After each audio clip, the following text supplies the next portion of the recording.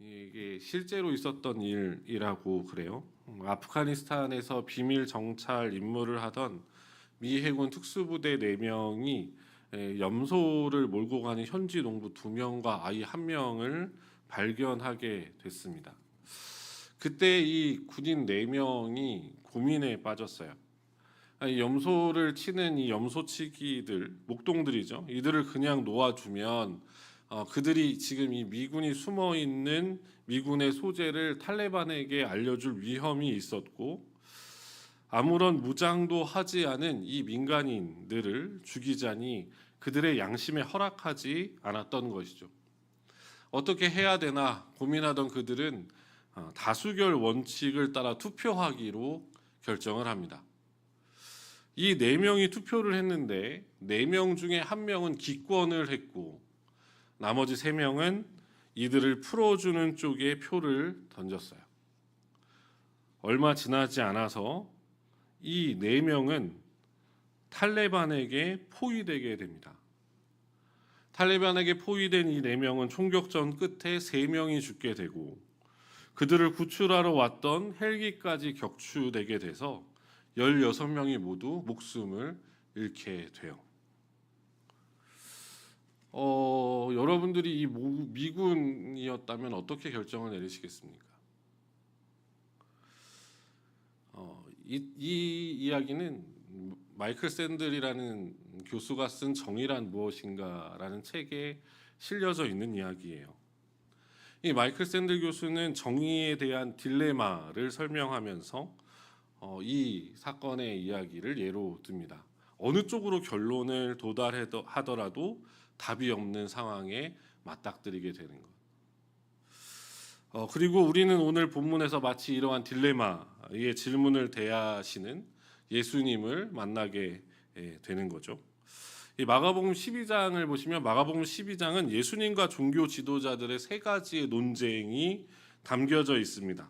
오늘 본문인 세금에 대한 논쟁이 있고, 그리고 곧이어서 18절부터 27절까지는 부활에 대한 논쟁이 기록되어 있고, 그리고 28절부터 34절까지 모든 계명 중에 첫째 되는 계명은 무엇인가에 대해 예수님이 논쟁을 펼치시는 기록들이 담겨져 있어요.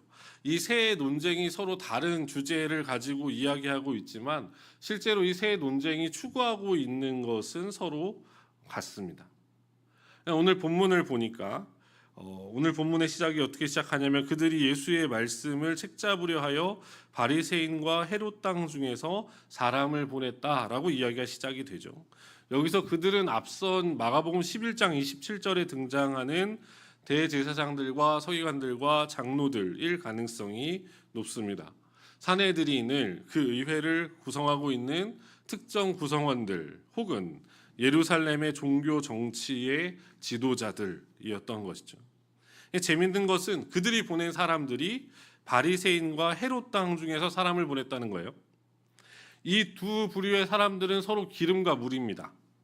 헤롯 당원들은 사악한 헤롯에게 충성하던 사람들, 정치적인 사람들이에요. 정치적인 사람들이라서 종교적인 일에는 관심이 없었던 친로마파 사람들이 헤롯 당원들이었고, 바리새인들은 정치적인 관심은 없지만 종교적인 열심이 대단했던 사람들, 그리고 로마를 그렇게 좋아하지 않았던 사람들이 이 바리새인들이었습니다. 그런데 지금은 예수를 잡기 위해서, 예수님을 책잡기 위해서 이 두 부류의 사람들이 친구가 되는 거죠. 14절을 보니까 이들이 이렇게 물어요. 와서 이르되 선생님이 우리가 아노니 당신은 참되시고 아무도 거리끼는 일이 없으시니 이는 사람을 외모로 보지 않고 오직 진리로서 하나님의 도를 가르치심이니이다. 가이사에게 세금을 바치는 것이 옳음이니까 옳지 아니하니까 라고 질문해요. 이들이 예수님을 찾아왔어요. 예수님에 대해서 쭉 이야기합니다. 예수님은 참되시고 아무도 거리낌이 없으니 이것은 사람을 외모로 보는 것이 아니라 진리로 사람의 도를 가르치시는 분이시기 때문입니다.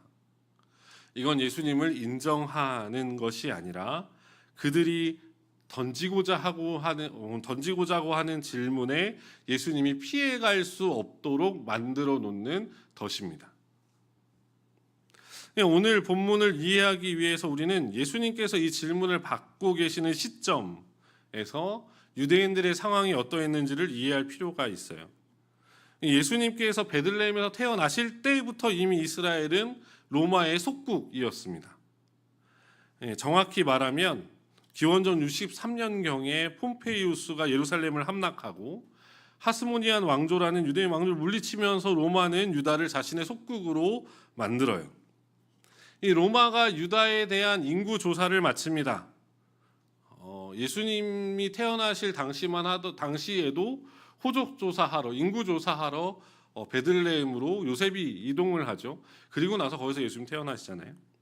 인구 조사를 하는 가장 큰 이유는 어디에 있냐면 세금 징수에 있습니다. 세금을 징수하고자 하는 거예요. 그래서 실제로 이 AD 6년에 되면 AD 6년에 로마는 이스라엘의 왕을 쫓아낸 다음에 유다에 처음으로 세금을 부과하기 시작합니다. 여기에 지금 이들이 질문하고 있는 가이사에게 세를 바치는 것이 옳습니까? 라고 얘기하는 세라고 번역되어져 있는 이 캔손이란 단어인데 이때서부터 시작된 인두세예요. 사람 한 명당 내는 세금.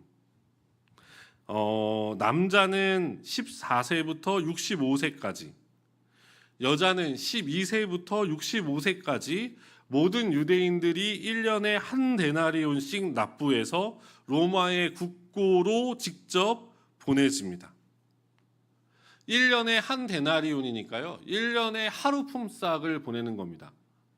실제로 그 양이라고 하는 건 많은 양은 아니에요.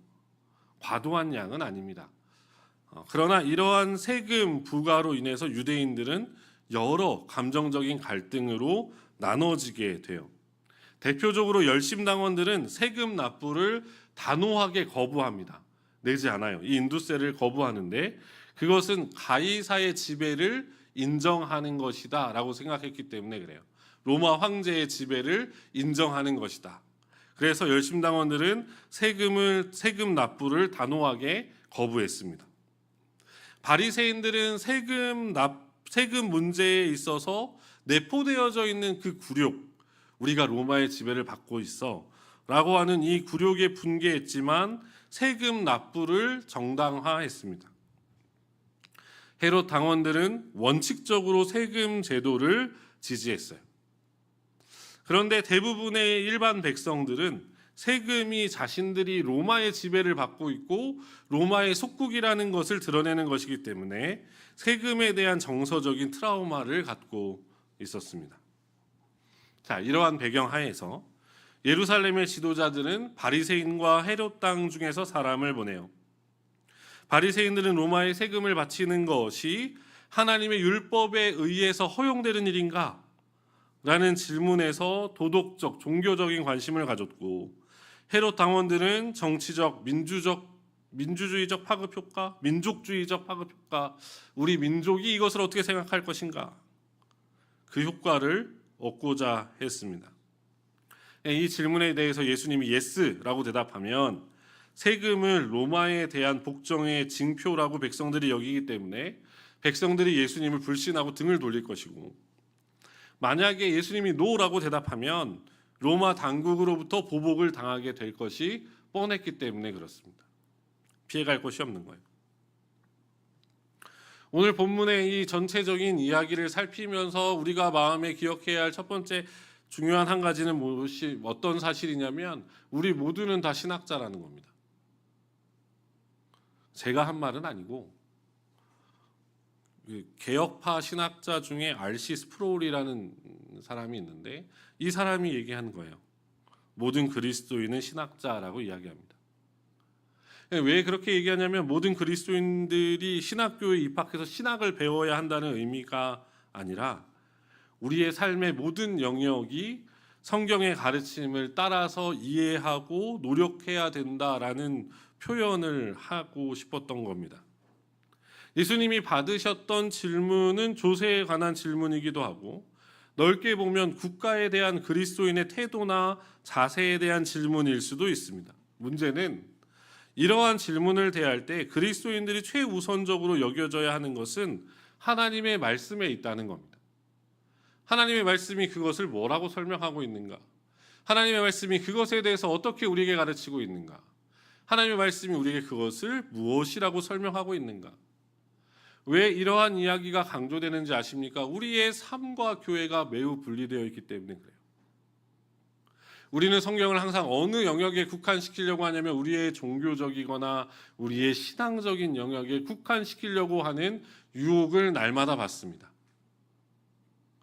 삶의 영역에 나아가면 성경은 기준이 되지 못해요. 여전히 세상의 기준과 세상의 잣대, 세상의 원리들이 나의 삶의 우선순위가 돼서 그것에 따라서 계속해서 노력해가는 우리의 모습을 발견하게 되죠. 그러나 우리의 삶의 어떤 영역의 문제도 마찬가지인데 그것이 윤리든 도덕이든 혹은 경제나 사회적인 이슈들도 마찬가지입니다. 그것에 대해서 하나님은 뭐라고 말씀하시는가? 그것에 대해서 하나님의 말씀은 우리에게 무엇을 가르치고 있는가? 하나님의 말씀은 그것에 대해서 혹은 보다 더 보편적이고 넓은 영역이라고 할지라도 그것에 대해서 어떻게 가르치고 있는가? 하나님의 말씀이 가르치지 않는 삶의 영역은 없습니다. 죄송하지만 우리가 그것을 탐구하지 않을 뿐이에요. 탐구라는 표현을 써도 될지 모르겠지만 우리가 그것을 탐구하지 않을 뿐입니다. 그렇게 해서 우리는 무엇을 발견하게 되냐면 하나님의 주권이 우리의 삶의 모든 영역에 펼쳐져 있다는 것을 발견하고 깨닫게 되는 겁니다. 그 삶의 영역에서 하나님의 말씀이 원리가 되지 못하는데 어떻게 하나님의 주권이 그 영역에서 발현되고 실현되겠습니까? 불가능해요. 그건. 불가능합니다. 자, 그것을 예수님께서 오늘 어떻게 말씀하시는지를 살펴보고자 합니다. 도무지 빠져나갈 길이 없어 보이는 질문의 계략을 알아채신 예수님께서 15절에서 이렇게 말씀하세요. 예수께서 그 외식함을 하시고 이르시되 어찌하여 나를 시험하느냐 데나리온 하나를 가져다가 내게 보이라라고 되어 있습니다. 여기에 등장하는 데나리온을 흔히 헌정 페니 혹은 헌정 데나리온 이렇게 불러요. 이 로마 황제에게 바치는 동전인데 아까 말씀드린 것처럼 이 인두세는 오직 이 동전으로만 바쳐질 수 있었습니다. 이 동전만 쓰는 거예요. 다른 동전으로는 이 인두세를 낼 수 없습니다. 이 인두세는 오직 이 동전만 쓰여졌어요. 그리고 예수님께서 이 이야기를 하실 때 로마 황제는 티베리우스였습니다. 오늘 우리가 쓰는 그 돈, 지폐에 각종 위인의 얼굴들이 새겨져 있듯이 로마의 황제들도 이 데나리온에 자신의 얼굴을 새겨 놓았어요. 그런데 그 의도가 오늘날 우리와 조금 다른 거죠. 제가 이 동전 사진을 가져왔습니다. 이 동전 사진을 보시면 이게 예수님 당시의 데나리온이에요. 이게 오늘 본문에 등장하는 인두세로 받쳐지는 이 데나리온의 모습입니다. 데나리온의 앞면과 뒷면인데 사람 얼굴이 그려져 있는 곳이 앞면이고 어떤 여자가 장대 같은 거 하나 붙잡고 있는 것이 뒷면입니다. 이 사람 얼굴이 그려져 있는 앞면 이렇게 윤곽 테두리로 글자가 쓰여져 있잖아요. 이 글자가 이렇게 쓰여져 있는데 티베리우스 카이사르 디비 아우구스티 필리우스 아우구스투스라고 쓰여져 있습니다. 이 글자가 의미하는 바가 뭐냐면 신이신 아우구스투스의 아들 티베리우스 황제 아우구스투스가 됩니다. 그러니까 저 얼굴이 티베리우스 황제의 얼굴을 갖다 박아놓은 건데 그 주변의 글자에 뭐라고 써놨냐면 신의 아들인 티베리우스 황제 이렇게 써놓은 거예요. 그 신의 아들은 곧 무엇을 의미하냐면 신을 의미하죠. 이 동전이 의미하는 건 그겁니다. 티베리우스는 곧 신이다예요. 그 티베리우스가 신이다라고 하는 것을 보여주고 나타내고자 하는 게 뭐냐면 저 뒷면입니다. 저 뒷면에 그려져 있는 여자가 티베리우스의 어머니였던 리비아인데 이 리비아가 이 홀을 하나 잡고 있잖아요. 이 홀 하나 지팡이 같은 거 홀 하나 잡고 있고 그리고 왼편에는 잘 안 보이시겠지만 왼손에는 감람나무 가지를 갖고 있습니다. 감람나무 가지를 쥐고 있어요. 그래서 그 주변에 또 이렇게 글귀가 쓰여져 있는데 그 글귀가 어떻게 쓰여져 있냐면 폰티펙스 막시무스 이렇게 쓰여져 있습니다. 폰티펙스 막시무스가 뭐냐면 지극히 높은 평화의 대제사장이에요. 네. 그래서 저 여인이 상징하는 게 뭐냐면 평화입니다. 평화. 그 평화를 지금 누가 이루고 있냐면 저 앞면에 그려져 있는 저 신 황제가 통치하고 있기 때문에 평화가 이루어지고 있는 겁니다. 이게 로마의 한 데나리온에 새겨져 있는 의미였어요. 네. 그래서 로마 황제의 형상이 새겨져 있는 저 동전은 로마 황제를 신적인 존재임을 나타내는 상징물과도 같은 거예요. 신의 아들인 로마 황제, 곧 이 신인 로마 황제가 통치하기 때문에 모든 속국들의 평화가 있는 것이다. 이제 안 보여주셔도 됩니다. 감사합니다. 그래서 유대인들은 이 인두세를 내는 것에 매우 반감을 갖고 있었던 겁니다. 마치 이걸 내면 우리가 또 다른 신을 섬기는 것과 같은, 마치 또 다른 신을 우리가 인정하는 것과 같은 그것에 대해 유대인들은 깊은 반감을 갖고 있었던 거예요. 16절에서 예수님이 동전을 가져온 자들에게 이 형상과 이 글이 누구의 것인가 물으세요. 가져왔거늘 예수께서 이르시되 이 형상과 이 글이 누구의 것이냐 이르되 가이사의 것이니이다. 그러자 예수님께서 이렇게 말씀하세요. 17절에 보니까 우리가 잘 아는 말씀, 이 예수께서 이르시되 가이사의 것은 가이사에게, 하나님의 것은 하나님께 바치라. 예수님이 이렇게 말씀하세요. 자, 그러면 이 예수님의 해석은 어떠합니까? 우리가 이 17절에서 예수님의 대답을 통해서 볼 수 있는 첫 번째는 뭐냐면 예수님께서 세금 납부의 의무를 인정하신다는 거예요. 예수님 세금 납부의 의무를 인정하십니다. 그걸 반대하시지 않아요. 세금 잘 내십시오. 네. 본문 15절을 보면 예수님께 나왔던 자들 예수님께 이렇게 물어보잖아요. 우리가 바치리까 말리까 이렇게 묻거든요. 근데 여기서 바치리까라고 되어져 있는 이 헬라어를 보면 디돔이라는 단어가 쓰이는데 이 단어는 자신이 소유한 것을 주다라는 의미를 갖고 있어요. 그런데 예수님께서 17절에 보면 바치라 라고 되어 있을 때 예수님께서 하시는 헬라어 단어의 원형은 아포디돔이라고 되어 있습니다. 이것은 필연적으로 어떤 것을 되돌려주다라는 의미를 갖고 있어요. 그러니까 바리새인들 혹은 지금 질문하고 있는 헤롯 당이든 바리새인들이든 예수님께 질문하고 있는 이들은 세금에 대해서 어떻게 생각하고 있냐면 주는 것 혹은 자신의 소유를 뺏기는 것으로 세금을 생각하고 예수님께 물어보고 있는 거예요. 그런데 예수님은 국가 혹은 나라 혹은 세상이 그 소유를 지키고 있었기 때문에 그것의 일부를 되돌려주는 것으로 이야기하십니다. 이 바리새인들, 이 헤롯 당원들은 하나님이 세우신 질서에 대해서 도전하고 하나님의 주권을 인정하지 않아요. 세금은 내 것 뺏기는 거라고 생각하거든요. 그러나 예수님의 말씀은 크게 보면 국가의 질서마저도 하나님이 부여하신 질서라고 얘기하시는 거예요. 그 의무를 다하라고 예수님 말씀하세요. 그런데 둘째로 예수님은 무엇을 강조하시냐면 국가가 신이 될 수 없음을 분명히 하세요. 국가는 신이 될 수 없습니다. 혹은 이 당시로 한다면 황제는 신이 될 수 없습니다. 그것을 우리는 어떻게 알 수 있냐면 가이사의 것과 하나님의 것으로 극명하게 구별하심을 통해서 볼 수 있어요. 무슨 의미입니까? 아까 보여져 있는 헌정 페니, 그 데나리온에 새겨진 것처럼 황제나 국가가 하나님께서 자신에게 주신 권위를 넘어서서 자신을 신격화하는 것, 혹은 하나님의 권리를 침해하는 것을 예수님은 철저하게 부정하십니다. 철저하게 부인하세요.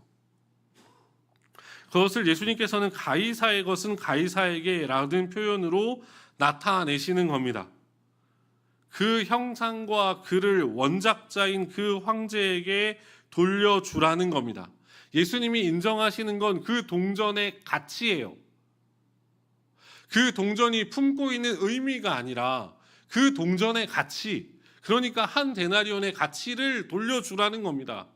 그런데 그 안에 숨겨져 있는 황제가 신이라는 건 철저하게 배격하시는 거예요.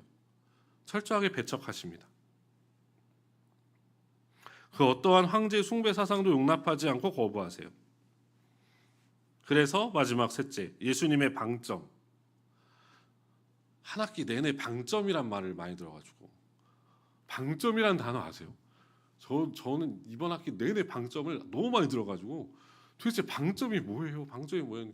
교수님이 그냥 강조점 이러시더라고요. 예수님의 방점은 어디에 있냐?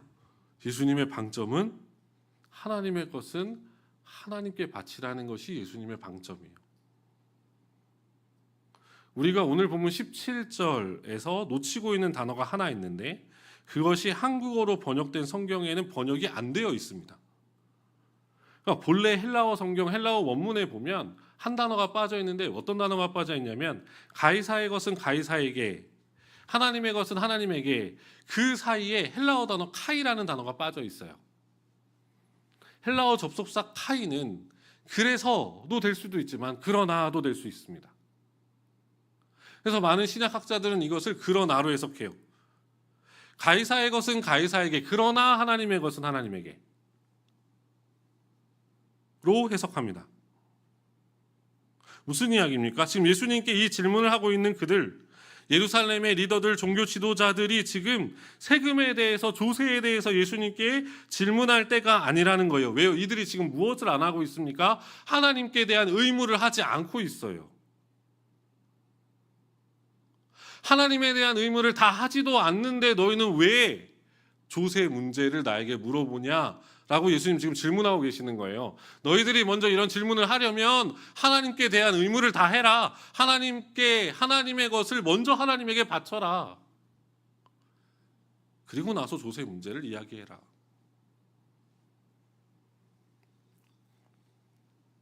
그래서 이후에 보겠지만 아까 세 개의 논쟁이 계속해서 나온다 말씀드렸잖아요. 이 세 개의 논쟁은 하나의 목적을 향해 달려간다 말씀드렸잖아요. 이 세 개의 논쟁의 결과는 무엇인지 아십니까? 하나님의 것은 하나님에게 바치라라고 예수님 말씀하시잖아요. 그것이 무엇이냐면 마가복음 12장 29절과 30절이에요. 마가복음 12장 29절과 30절에 예수님 뭐라고 말씀하시냐면, 예수께서 대답하시되 첫째는 이것이니 이스라엘아 들으라, 우리 주 곧 우리 하나님은 유일한 주시라. 내 마음을 다하고 목숨을 다하고 뜻을 다하고 힘을 다하여 주 너의 하나님을 사랑하라 하신 것이요. 예수님이 지금 이 종교 지도자들을 향해서 날리고 있는 예수님의 방점은 이겁니다. 하나님의 것은 하나님께 라고 말씀하고 계시는 이것은 네 마음을 다하고 목숨을 다하고 뜻을 다하고 힘을 다해서 주 너의 하나님을 사랑하라는 거예요. 하나님을 먼저 사랑하라는 거예요. 하나님을 사랑하는 너희가 조세 문제를 얘기하라는 거예요. 지금은 너희가 조세 문제를 내게 질문할 때가 아니라는 거예요. 왜? 너희는 하나님 사랑하지 않으니까. 하나님을 사랑하지도 않는데 왜 이런 문제를 내게 갖고 오냐라고 예수님은 도리어 묻고 계시는 겁니다. 국가의 법 따라야 됩니다. 국가의 질서 지켜야죠. 공중도덕, 사회질서, 사회 구성원들 간의 약속 따라야죠. 관심을 갖고 돌보고 지켜보고 서로 잘못된 것들을 이야기하고 토론하고 시정해 가야 됩니다. 그러나 그것들보다 더 중요하고 더 앞세워야 되는 것은 무엇이냐면 마음을 다하고 목숨을 다하고 뜻을 다하고 힘을 다하여 하나님을 사랑하는 겁니다. 그것이 그리스도인의 모습이에요. 그게 그리스도인의 방점입니다.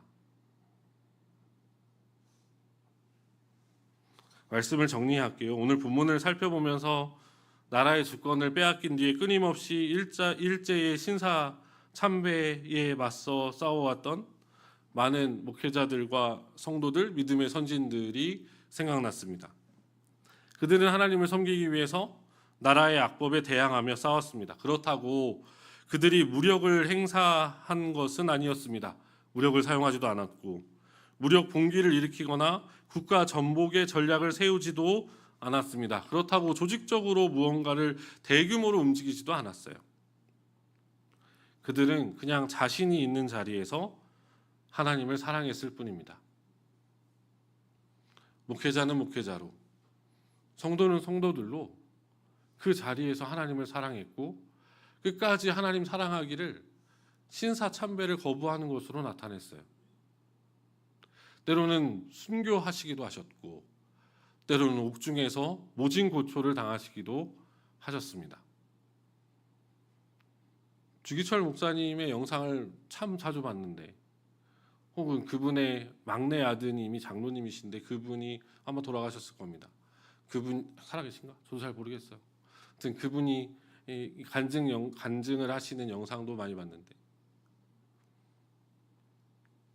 사람을 요만한 나무 상자에 넣어서 대못을 모든 면에 박은 다음에 그렇게 굴린다고 하더라고요. 그 사모님은 그 모습을 지켜보게 했대요. 그 막내 아드님 눈에 아직도 그게 남아있다 하더라고요. 자기 어머니가 울면서 그 모습을 지켜볼 수밖에 없었던 그 장면들.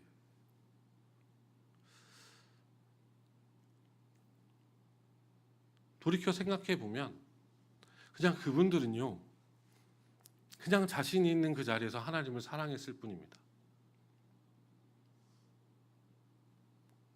목숨을 다하고 힘을 다하고 마음을 다하고 뜻을 다해서 하나님 사랑했던 사람들이었어요. 왜냐하면 그 시간도 그 힘든 나라의 상황도 하나님의 손에 있음을 믿었고 하나님의 주권 아래에 있음을 그분들은 확신하고 신뢰했었기 때문에 그렇습니다. 사랑하는 성도님들, 잘 생각해 보십시오. 우리는 하나님의 것을 가지고 가이사에게 바치고 있지는 않습니까? 잘 생각해 보시면 하나님은 우리의 그 어떠한 소유를 원하시지 않아요. 하지만 국가의 의무들은 우리의 소유들을 사용하죠. 무슨 의미입니까? 하나님께는 우리의 소유를 떼어드리고 세상의 것들을 향해선 우리의 전심을, 우리의 자신을, 힘과 목숨을 다해 살아가고자 발버둥치는 우리의 모습은 아닙니까? 눈에 보이는 세상도 눈에 보이지 않는 세상도 그 세상을 사는 나도 그런 내가 소유한 혹은 함께하는 모든 것들도 다 하나님의 것입니다. 그 하나님이 우리에게 사랑을 바라십니다. 마음과 목숨과 뜻과 힘을 다하여 하나님을 사랑하기를 바라고 계십니다. 사랑하는 성도님들, 하나님을 더욱 사랑하는 하나님의 사람들 되시기를 소망합니다. 그리고 날마다 더욱 그 사랑이 커져만 가는, 어제보다 오늘 더, 오늘보다 내일 더 하나님을 전심으로 사랑할 수 있는, 혹은 그 사랑이 더욱더 충만해지는 저와 여러분 되시기를 주님의 이름으로 축원합니다. 기도하겠습니다.